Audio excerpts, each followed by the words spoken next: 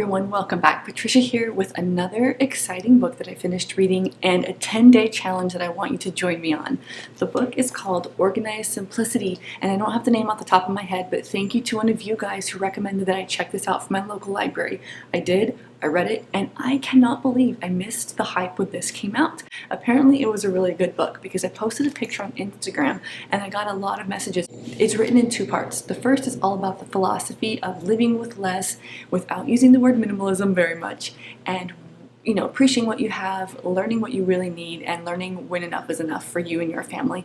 And the second part is the 10-day challenge. Now, I've already made a lot of improvement in the way I live, so I looked at this challenge and there's some things that I've already done, but there's always room for improvement. So I want you to join me. First, go pick this up at your local library. A few of the comments on the Instagram post said that they had. Some libraries don't have it, so a few of you bought it. Do what you gotta do, but this is a great place to start. I'll link the book below in case you are interested in checking it out. But the most important piece for me from part one was writing a family purpose statement. I already agree and understand the principles behind living with less, so if you're unfamiliar, that'll be the most important part for you.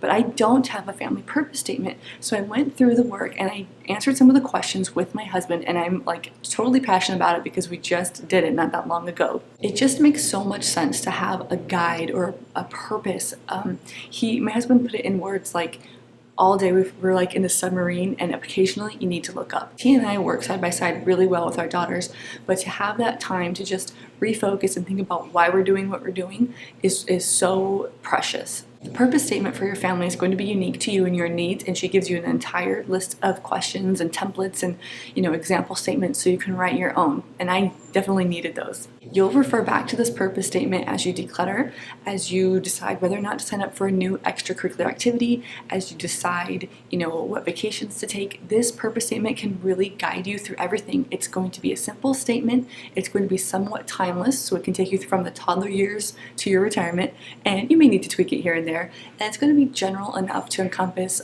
several different activities that you're going to go through. So I first started by just picturing my family and how I want to live, and I wrote down just single words that came to mind, like satisfied, grateful, peace, intention, kind, love, stability, improvement, control, and discipline, self-discipline, not like punishment. Did I say grateful? Experiences, free, open, space. So I have a lot of words.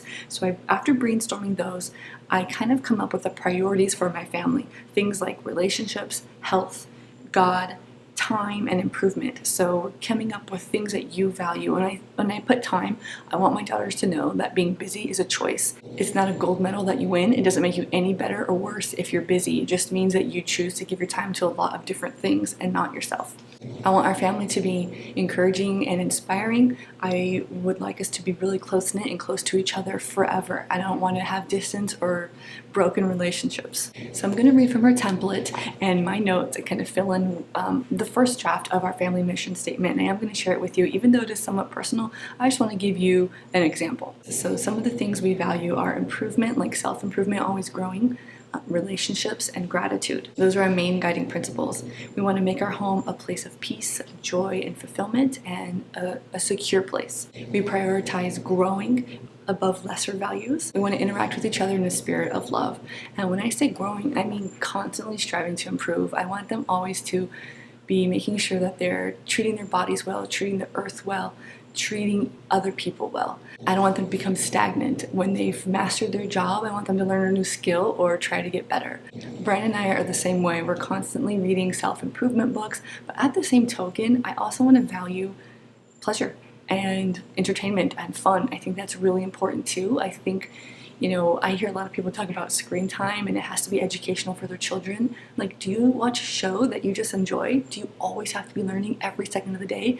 Chances are you're kind of going to be learning anyway, but sometimes things are just for fun and just for pleasure, and I think that's important to remember. So let me know in the comments below if you've ever written a purpose statement for your family, and if so, do you have it posted anywhere, or is it just something that you kind of keep in a notebook and keep in your heart? So after you craft your purpose statement, bring that with you as we start our 10-day challenge. I'm doing it directly from the book, and she calls this 10 days to a simpler, more organized home. Who doesn't want that? So the 3 things we're going to be doing in several areas of our home are cleaning, decluttering, and organizing. Two of those things are my favorite. Cleaning, I guess I just have to do it because it has to be done. So we're gonna start with the living room. So make sure you join me if you want to take part in this 10-day series. And if you just kind of want to watch and see if you want to do it, that is totally okay with me. So if you're not already subscribed, be sure to do so because you don't want to miss this 10-day challenge. Thank you so much for suggesting that I read this book. This is going to be totally life-changing. It is a library book, but I can see myself wanting to have this on my shelves forever as sort of a reference. I think this would be the best newlywed or engagement gift you could give to anyone. It is the most approachable way I've read to living with less. So I'll see you guys in a few days when we start our 10-day challenge. Thanks for watching. Bye.